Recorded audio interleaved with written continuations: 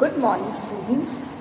आज हम मनु के संप्रभुता संबंधी विचारों पर परिचर्चा करेंगे। देखिए, संप्रभुता जो है वो एक वेस्टर्न कॉन्सेप्ट है, पाश्चात्य अवधारणा है, जिसका की अर्थ है कि राज्य जो है वह आंतरिक और बाह्य रूप से किसी के अधीन न हो और वह अपने क्षेत्र में पूरी तरह से स्वतंत्र हो, सर्वशक्तिमान हो। क्योंकि ये जो संप्रभुता की अवधारणा है, यह पाश्चात्य विचारकों द्वारा, हम बात करें तो बोधा से संप्रभुता के विचारों की शुरुआत हम मानते हैं। मनु या फिर अब हम आगे जब चर्चा करेंगे कौटिल्य या शुक्र की, उन्होंने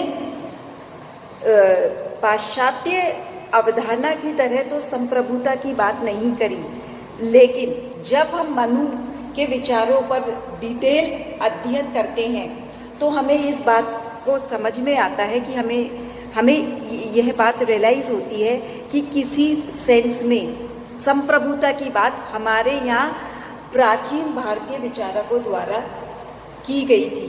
जो संप्रभुता का कॉन्सेप्ट मैंने कहा आपको, बोधा से हम संप्रभुता की शुरुआत मानते हैं, उस कॉन्सेप्ट को मनु ने अपने अवधारणा में दिया है।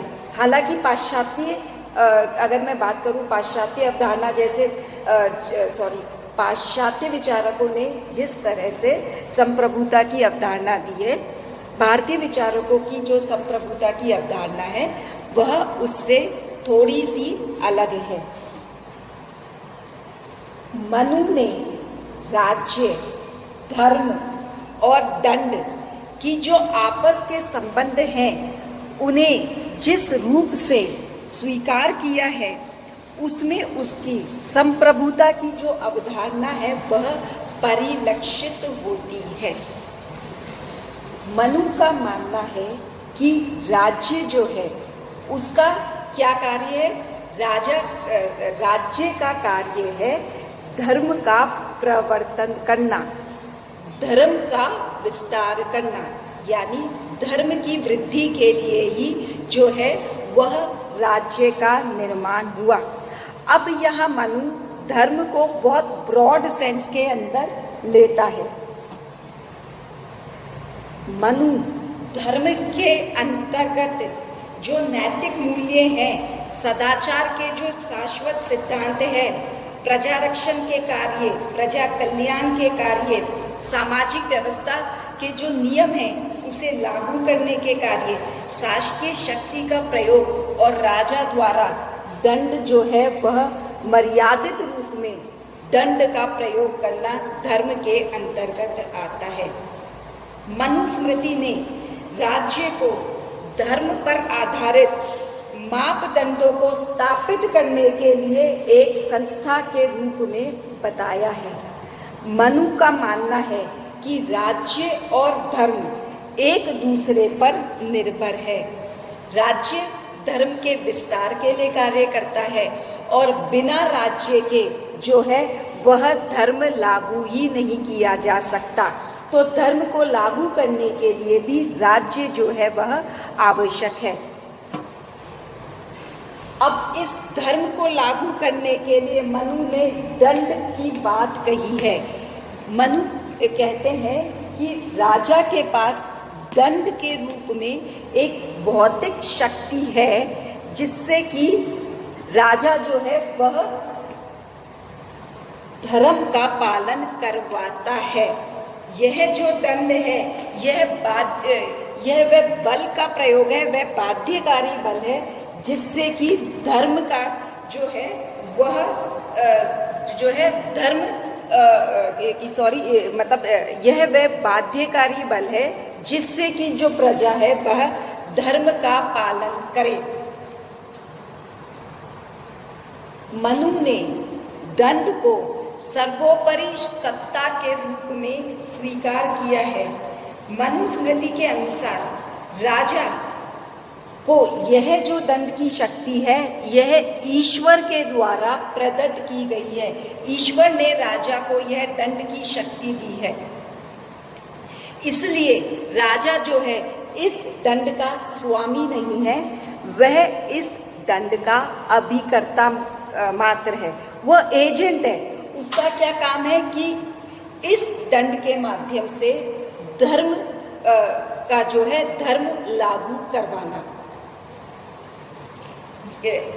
मतलब यह जो दंड है यह धर्म के सिद्धांतों को लागू करवाने का कार्य करता है।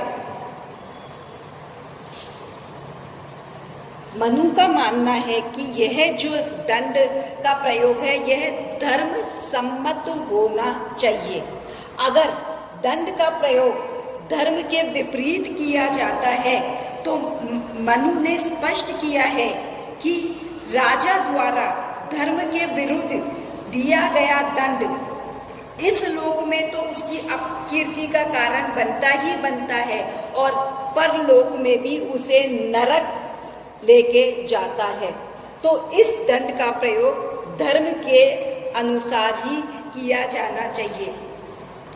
मनु ने धर्म और दंड को जो है सम्मिलित रूप से, अगर मैं बात करूं धर्म और दंड को, तो उसने राजा की जो संप्रभुता है वह इन दोनों के अंतर्गत सम्मिलित की है।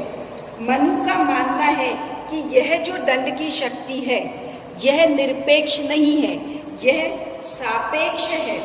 यानी यह जो दंड की शक्ति है ये धर्म और नैतिकता इसके अधीन है।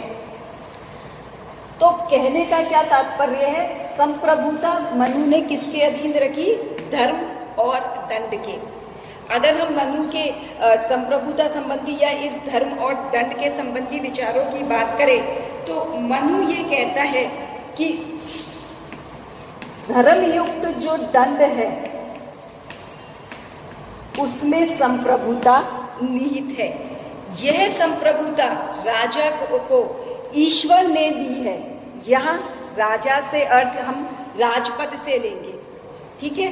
तो धर्मयुक्त दंड संप्रभुता है, यह शक्ति राजा को ईश्वर ने दी है और इसका जो स्रोत है मैंने आपको बताया स्वयं ईश्वर ही है।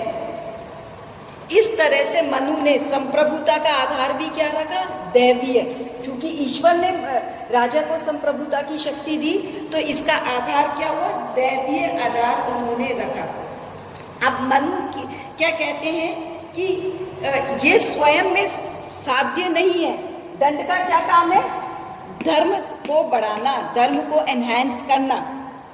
तो दंड स्वयं में साध्य नहीं है, दंड को धर्मयुक्त होना पड़ेगा। दंड जो है धर्म के विस्तार के लिए जो है उसके लिए कार्य करेगा। इसीलिए जो है मनु धर्मयुक्त दंड की बात कहते हैं। इसी के साथ साथ मनु ये भी मानते हैं कि यह जो दंड है या यह जो संप्रभुता है राज्य की वह आंतरिक और बाहरी क्षेत्र में है। मनु क्लियरली कहते हैं कि यह जो दंड है यह अनुल्लंघनीय है, कोई भी व्यक्ति इसका उल्लंघन नहीं कर सकता। जब अनुल्लंघनीय कह रहे हैं तो आंतरिक रूप से इस दंड को वह सर्वोच्च मानते हैं, सभी व्यक्तियों को इसका पालन करना होगा। तो आंतरिक रूप से उन्होंने सर्वोच्चता या संप्रभुता की बात को स्वीकारा। दंड को हमने सप्तांग सिद्धांत में भी देखा था, उन्होंने सेना के रूप में भी स्वीकार किया है। तो जब वो दंड को सेना के रूप में स्वीकार करते हैं तो इसका मतलब यहाँ वो राजा की बाह्य संप्रभुता की बात भी स्वीकार करते हैं, क्योंकि वो ये मानते हैं कि इसका क्या काम है, राज्य की रक्षा करना। तो बाह्य रूप से भी वह संप्रभुता की भाव को स्वीकार करते हैं, यानी आंतरिक और बाह्य दोनों संप्रभुता को वह स्वीकार करते हैं। मैं अगर शॉर्ट में ये संप्रभुता की बात करूं, मनु को अगर आपको इसको कंक्लूड करके बताऊं तो मनुस्मृति में धर्म और दंड को सम्मिलित रूप से राज्य की संप्रभु शक्ति के रूप में चित्रित किया गया है और यह मानना है कि शासक को इस दंड की शक्ति का प्रयोग करते हुए जनता के नैतिक, भौतिक और पारलौकिक कल्याण को सुनिश्चित करना होगा।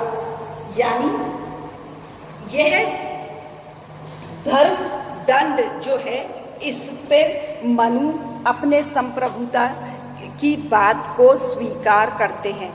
मतलब मैं ये नहीं कहूँगी कि संप्रभुता की बात को स्वीकार करते हैं, यानी जो धर्म और दंड के अंतर जो है, मनु संप्रभुता मतलब इसको इस तरह से कहें तो हम कि संप्रभुता की जो बात है मनु की, वह धर्म और दंड के अंतर्गत ही निहित है।